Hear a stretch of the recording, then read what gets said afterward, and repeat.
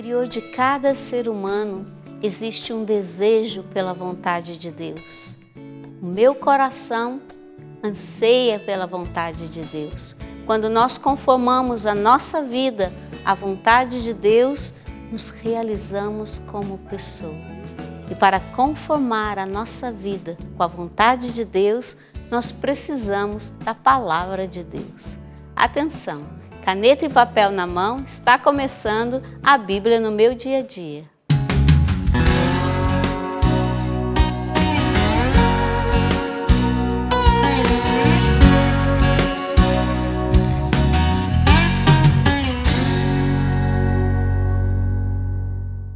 A conformação da vontade de Deus na nossa vida, por meio da palavra, é obra do Espírito Santo. Vamos invocá-lo? Em nome do Pai, do Filho e do Espírito Santo. Amém. Vinde, Espírito Santo, enchei os corações dos vossos fiéis e acendei neles o fogo do vosso amor. Enviai o vosso Espírito e tudo será criado e renovareis a face da terra. Oremos, ó Deus, que instruístes os corações dos vossos fiéis com a luz do Espírito Santo, fazei que apreciemos retamente todas as coisas segundo o mesmo Espírito e gozemos sempre da sua consolação. Por Cristo Senhor nosso. Amém. Em nome do Pai, do Filho e do Espírito Santo. Amém. Capítulo 14. Num dia de sábado, Jesus foi comer na casa de um dos chefes dos fariseus. Estes o observavam. Em frente de Jesus estava um homem que sofria de hidropisia. Tomando a palavra, Jesus disse aos doutores da lei e aos fariseus: em dia de sábado é permitido curar ou não? Eles ficaram em silêncio. Então Jesus tomou o homem pela mão, curou e o despediu. Depois lhes disse: se algum de vós tem um filho ou um boi que caiu num poço, não o tiraria logo daí, mesmo em dia de sábado? E eles não foram capazes de responder a isso. Versículo 7. Jesus notou como os convidados escolhiam os primeiros lugares. Então contou-lhes uma parábola. Quando fores convidado para uma festa de casamento, não ocupes o primeiro lugar. Nós temos uma ordem no versículo 8. Quando fores convidados para uma festa de casamento, não ocupes o primeiro lugar. Pode ser que tenha sido convidado alguém mais importante e o dono da casa que convidou os dois venha a te pedir, cede o lugar a ele. Então irá cheio de vergonha ocupar o último lugar. Ao contrário, quando fores convidado, vai sentar-se no último lugar. Nós temos mais uma ordem. Jesus que nos convida mais uma vez a uma vida de simplicidade e de humildade. Versículo 10. Quando chegou então aquele que te convidou, ele dirá: amigo, vem para um lugar melhor. Será uma honra para ti à vista de todos os convidados, pois todo aquele que se exalta será humilhado, e quem se humilha será exaltado. Nós temos um princípio eterno no versículo 11. Pois todo aquele que se exalta será humilhado, e quem se humilha será exaltado. E disse também a quem o tinha convidado: quando ofereceres um almoço ou jantar, não convide teus amigos, nem teus irmãos, nem teus parentes, nem teus vizinhos ricos, pois esses podem te convidar por sua vez, e isto será a tua recompensa. Pelo contrário, quando deres um banquete, convida os pobres, os aleijados e os coxos.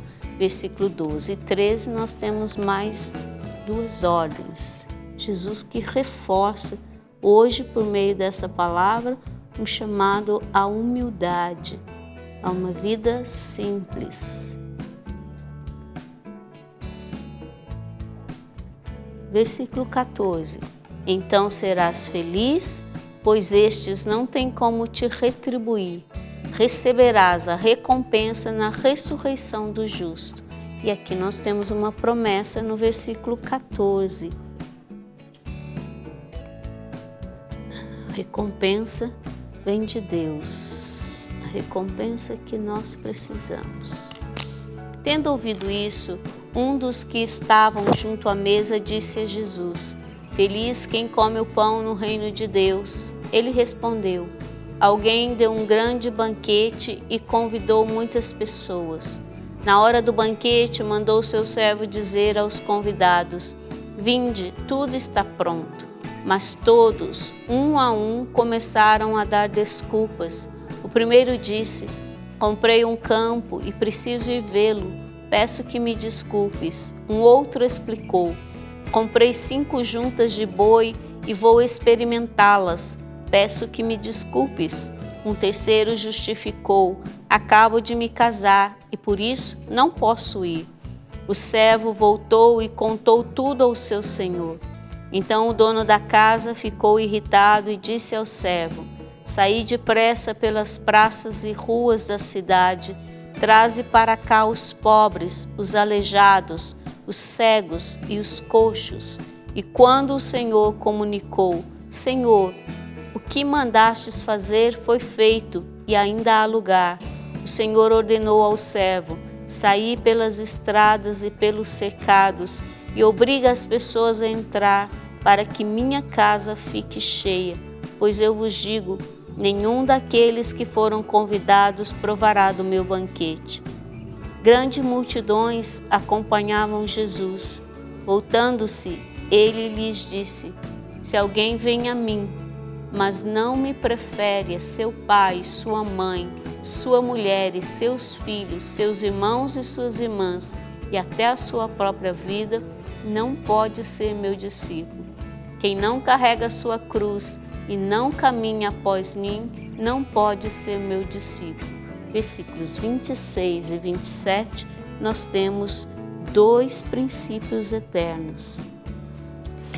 Jesus está dizendo que é assim que funcionam as coisas no reino dele. Ele precisa estar em primeiro lugar, ocupar o primeiro lugar na nossa vida. 26.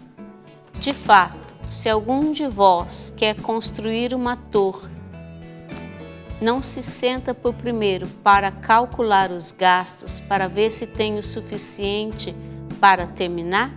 Caso contrário, ele vai pôr o alicerce e não será capaz de acabar.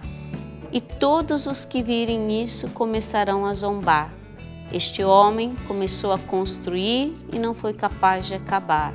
Ou ainda, um rei que sai à guerra contra um outro, não se senta primeiro e examina bem se com 10.000 homens poderá enfrentar o outro que marcha contra ele com 20.000? Se ele vê que não pode, envia uma delegação enquanto o outro ainda está longe para negociar as condições de paz. Do mesmo modo, portanto, qualquer um de vós, se não renunciar a tudo que tem, não pode ser meu discípulo. Versículo 33, nós temos um outro princípio eterno. Essa palavra de Jesus, ela é uma palavra dura, portanto a gente precisa de uma compreensão melhor. Vamos pedir ajuda ao Denis. Denis, ao dizer que quem prefere pai e mãe, mulher, filhos, irmãos, Jesus estava exigindo dos seus discípulos o abandono dos seus familiares? Estamos falando de uma questão de discipulado, daquela pessoa que se decide seguir a Jesus Cristo. Mas Jesus explica que para que esse seguimento aconteça verdadeiramente, existem algumas condições. E um dos temas aí dentro dessas condições é o tema da família. Entenda que Jesus não está querendo eximir as responsabilidades que nós temos com a nossa família quando decidimos segui-lo. Não, não é isso. O que Jesus quer nos ensinar é colocar as coisas em ordem, colocar a Deus em primeiro lugar, assumir um compromisso total com o seu seguimento. Mas isso não quer dizer, por exemplo, que um pai, quando decide seguir Jesus, pode abandonar os seus filhos. Ou quando o filho, quando decide seguir Jesus, pode desamparar os seus pais. Ou quando um dos filhos decide seguir Jesus, pode esquecer dos seus irmãos, do amor aos seus irmãos. Não, não é isso. O que Jesus está nos ensinando, repito, é a colocarmos as coisas na ordem certa, na ordem que Ele nos ensinou nos mandamentos. O primeiro mandamento qual é? Amar a Deus sobre todas as coisas. Deus em primeiro lugar na nossa vida.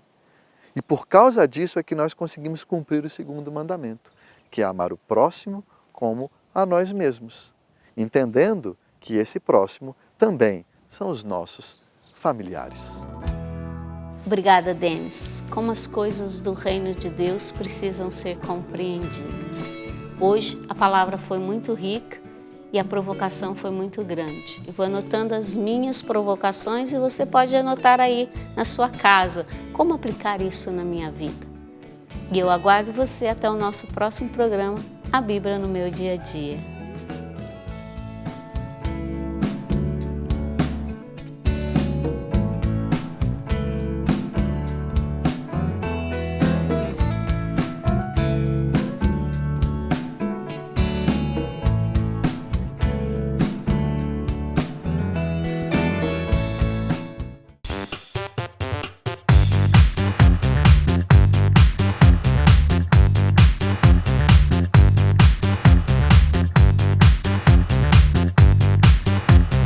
CançãoNovaPlay.com. Assine já!